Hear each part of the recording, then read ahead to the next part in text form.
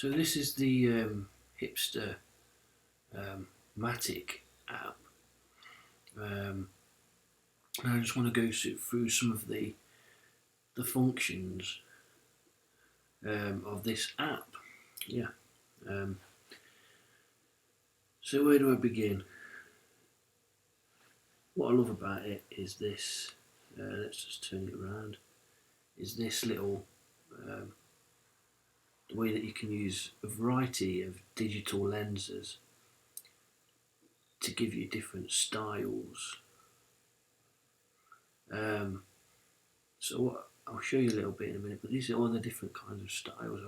I haven't purchased all of them yet, but eventually I intend on getting every single bloody lens, and we can rack up quite a lot of money when using them. So this is, and if you click on one, it brings up a nice description of the kind of photographs that you get, the filters that you get, the way your photographs look. As you can see there, they're all representative of like instant cameras, instant like Polaroid and film camera, cheap kind of toy camera look, and even some expensive looks. As you can see around there, you can see the old type of camera, the old instant surrounding like borders and things. So it's worth purchasing different. So how do I get back? Done. Okay. Let's have a look at some more. So I like this British one here. Right, this was one of the first lenses that I brought. Right, I like the effect it gives. Really, the softness, kind of desaturated but saturated as well. You got the stronger blues there, like kind of like a low-mo camera.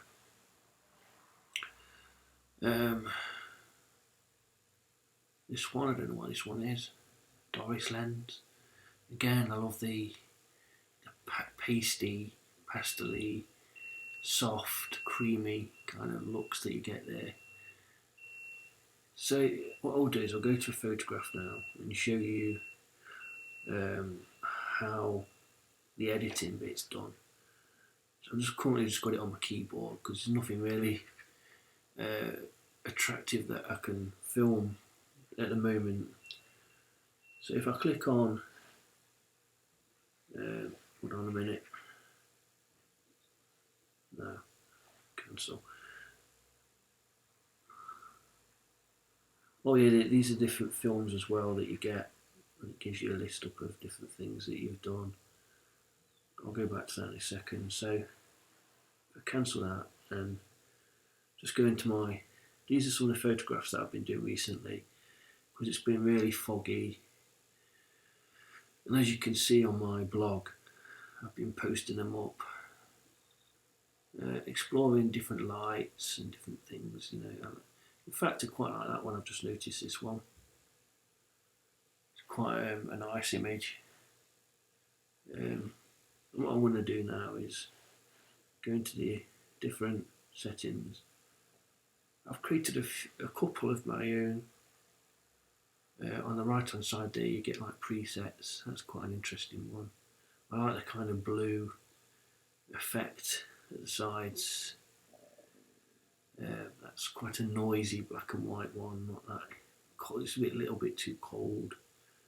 This is one I called Exorcist, because it just kind of looks, everything looks kind of spooky and demonic kind of thing. This is just a combination of different effects that I liked. I've just noticed this scratches. In fact, I might even use this QuickTime to do some of so I can actually see it on my big iMac. This one is one I did. It's kind of interesting. Lots of oranges, are very fiery. But too much for that photograph. And then there's this interesting one here. I quite like that. It's giving off I love light leaks. I just love abnormal photographs when photographs go all wrong. Um, and then there's this one, but then you can actually go into it and deeper, so you can literally go into. See, I like that one, but I can do even more filters and effects. It gets really deep, this app. So obviously that one's, you can go into the film or lenses, so you've got different options to create different combinations. It goes even deeper than that. Obviously that's slightly similar to the Exorcist one. That one's very crazy, but you can actually take down if it's too overpowering a certain effect. I mean, I love that. That's quite interesting, but it's very not very clear. And I'd like to see the photograph a little bit more going. I'd like to see a lot more detail than that. Again, that's quite a nice effect. I like the.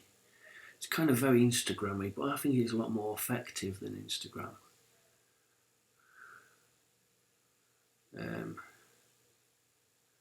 So I love going through each different one, looking for various aesthetic combinations, and that's really interesting.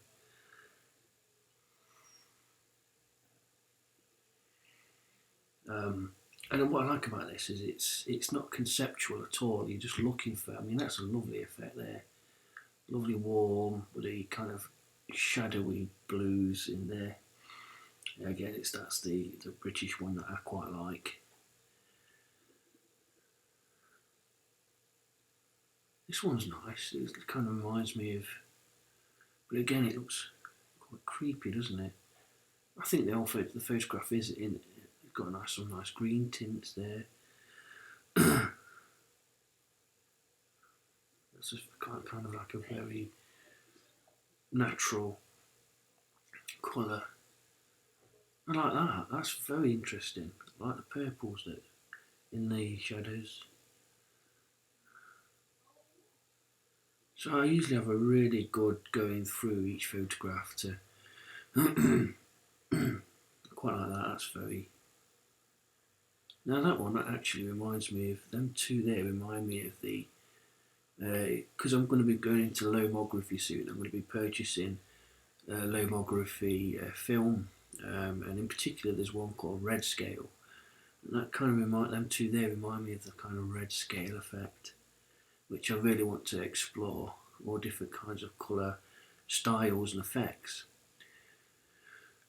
I think maybe it loses people, this app. I think if once you start going, I like that. That's very different. It reminds me of some sort of film, really, some horror film or something. I'll keep looking through until I find a specific aesthetic. Because with the way I approach photography is different to the educational way. In that I like, oh yeah, I've already got that one, haven't I? One photograph, that effect. In that I'm kind of looking for visual stimuli, and I'm looking for just stuff to look good, to kind of give me that. Like all the way through my childhood and through most of my life, I've been. Oh, that's a nice one. But then again, it's a little bit noisy. I like that, so I might just. Here we are. That's to be the last lens that. I like the tints in that though. To be honest, all the way through my life, I've always been attracted to just how things look. So here we are. Now we're going to the film. Now we can choose. I didn't realise this before. I'm not going to turn the camera on. Actually, I can't see it at the moment, but there's a way of getting rid of the actual border. I like that. I'm not that keen. Some black and white could work. I tend to like colour. I don't like pure black and white. That's an interesting one. That's very dramatic. Sussex. The 120. I like that, like a plate. This one's more like a kind of African reggae one. I'm not that fussed. 69, so it's obviously based on the 60s. can't see the option to take off the thing. And I think if you go into portrait mode, you can. Blank, what's this one? What's that one say? Codot. Again, I'm not keen on the border there. This is the London one again. It's not really showing me anything in particular. I'm looking for some sort of. I'm not keen on that. It's boring. I'm looking for some kind of something that just gives that photograph the edge, really.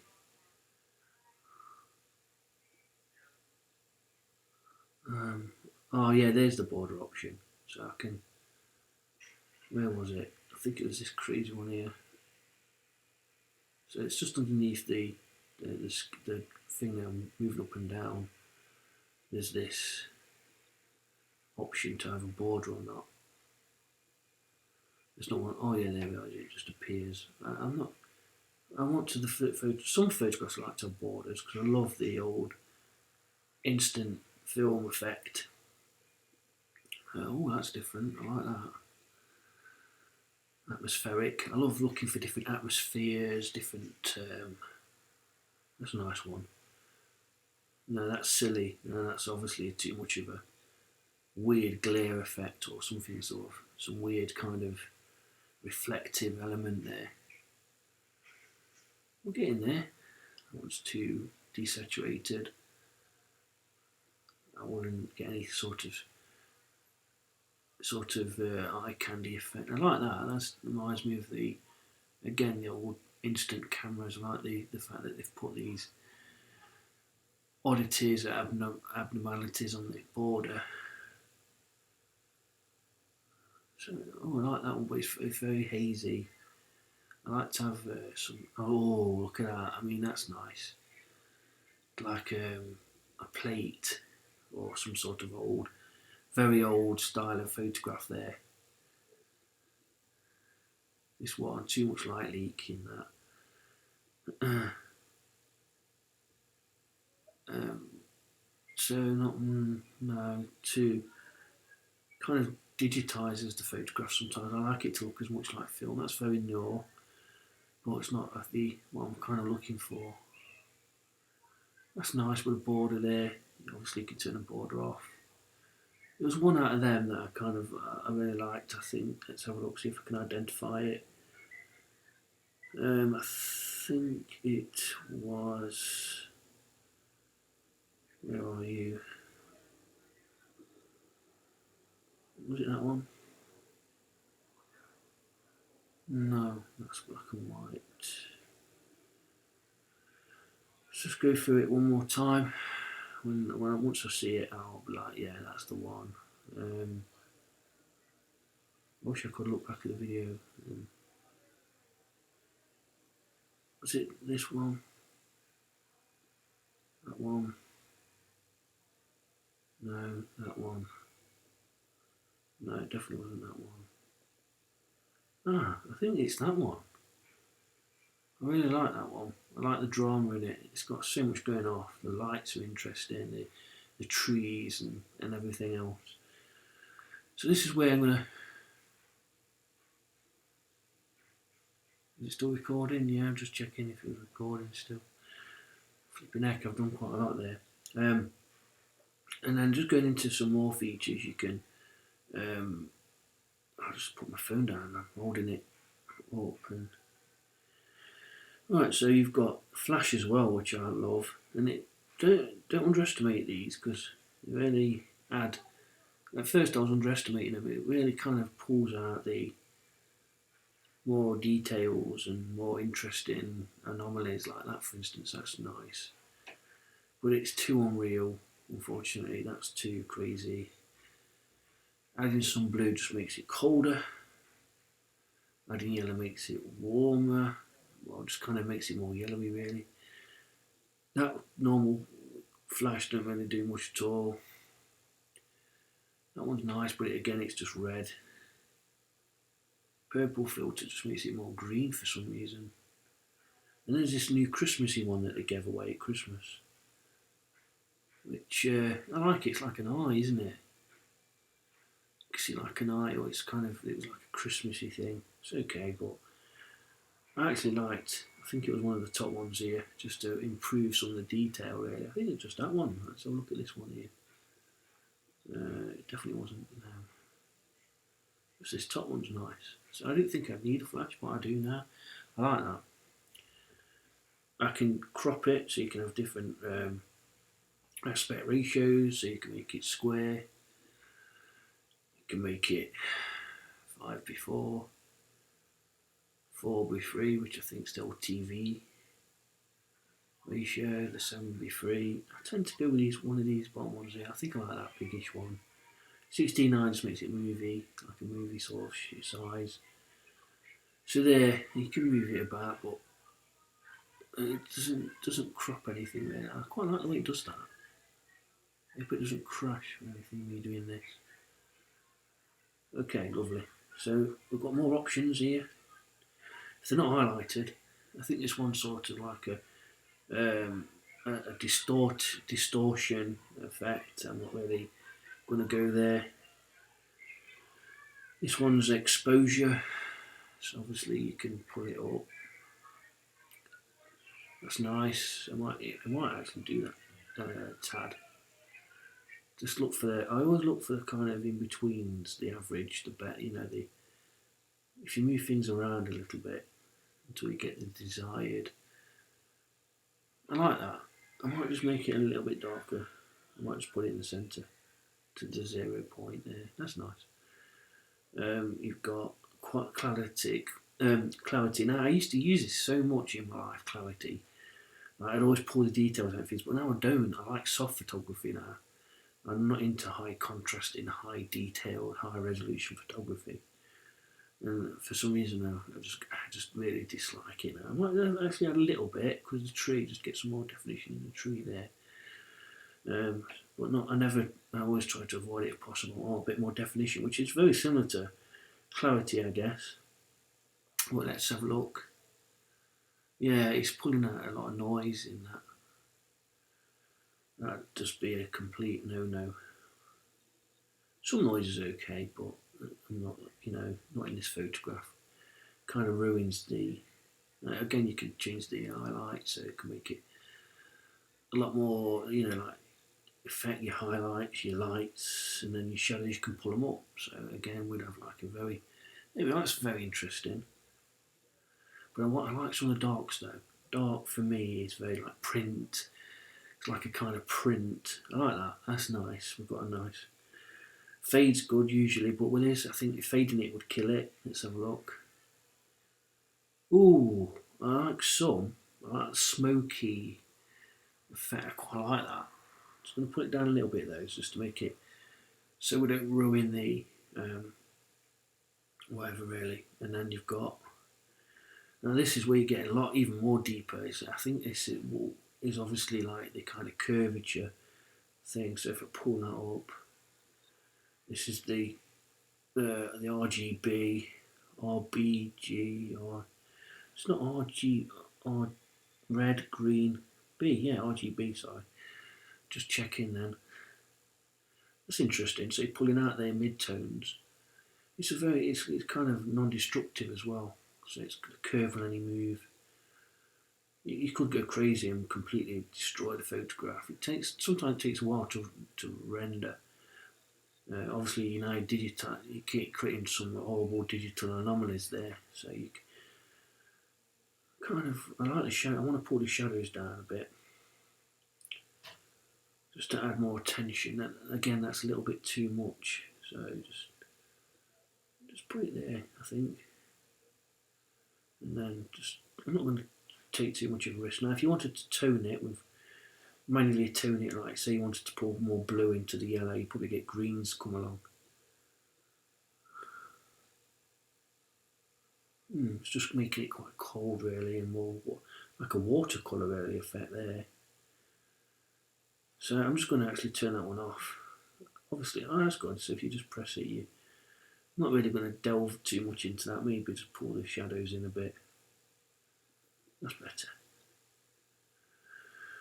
So temperature, Again, yeah, you can heat it up if you want to heat it up loads. Just pull it up there, or pull it down, just to kind of take away the saturation. And I quite like the desaturation of it slightly. Funny enough, I don't know why. Just give it more kind of realism, so it's not too fiery. And then this one here, I'm not sure where to go with them. I quite like that. That's murkiness. I like that though. There we are. So we can get really deep into a photograph, and then we can save the setting as well. Once that's done, so this effect will be there for as long as I've got the app. Really, depth of field. Could be kind of a disaster to do that in this photograph because it's quite blurry anyway, but I'll show you a bit about that one.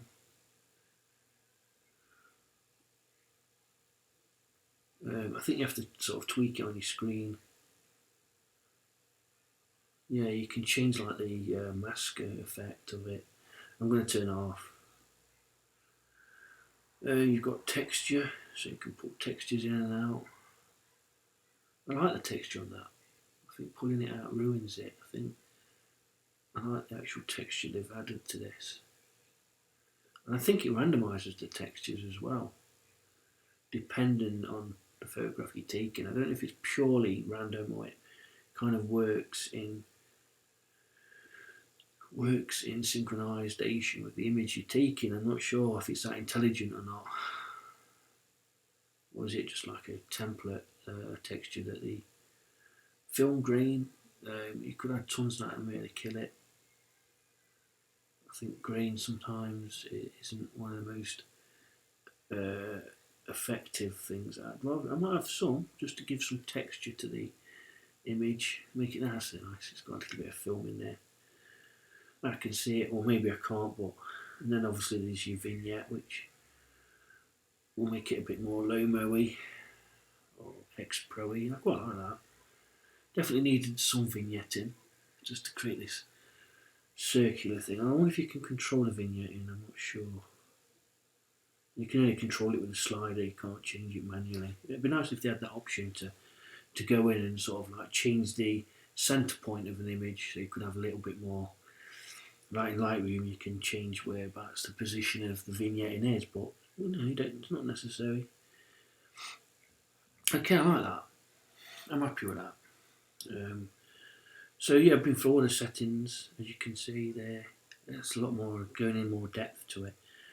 Now if I click on this one here, I can create a new, I'm going to create a new effect here. I'm going to call that effect, let's think, what can I call it? Red Dream Vintage, I think, I like to think of some kind of abstract sort of Red Dream Vintage. Now it probably won't be red anyway, but you know, in these photographs it would be. Okay, so if I click go, unfortunately I can't see it. There we are, yeah, Red Dream Vintage, because it's quite a dreamy and red and vintagey, the textures and everything. I really like that. So this is my method is that unlike, you know, like I like to wait and see what I get really with photographs, and now it prompts me. It's saying modify, so I'm modify. So every photograph you take, you can completely remodify if you want to. So now you go back to we've got that image there. So back to camera. What I'll do is I'll share this on Instagram. So if I click on here, Instagram, sharing Instagram. Now another thing I like to do here, just one more little.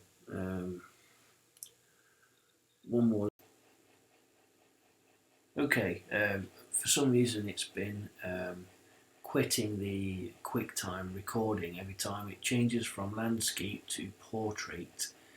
Maybe it's because there's a change in aspect ratio or something. You know, obviously portrait to landscape. It's probably like, oh, I don't like this.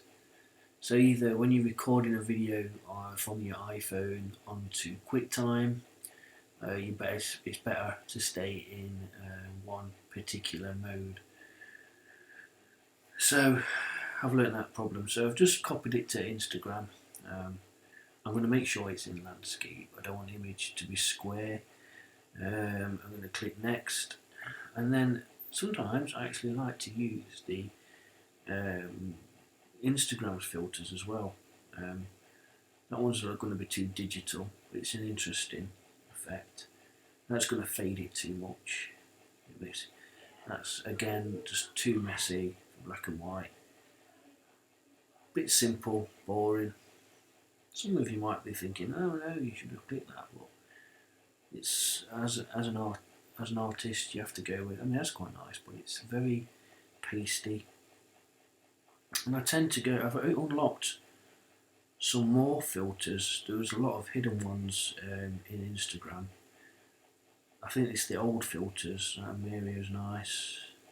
Too Purpley though, Rise, Hudson. Now I usually go with X Pro 2, but for that it's a little bit too dark, so it's not going to work. That's nice and pasty, but it makes it look too illustrative. Sometimes they make them washed out, so it looks like a painting. That's nice, but again, obviously it looks textured, so it's going to look like.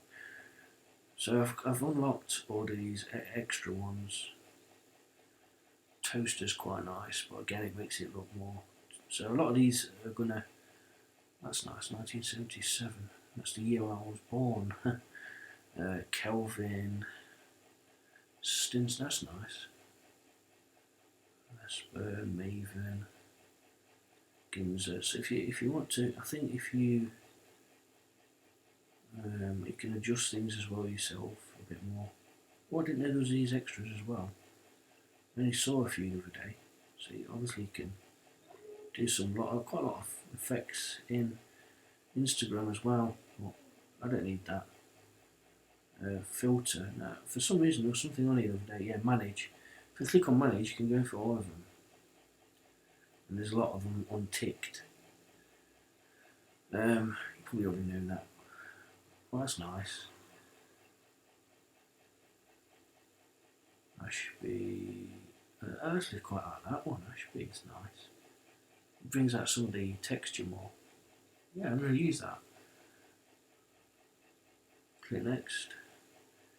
Obviously, write a caption. Red Dream, I'll call it.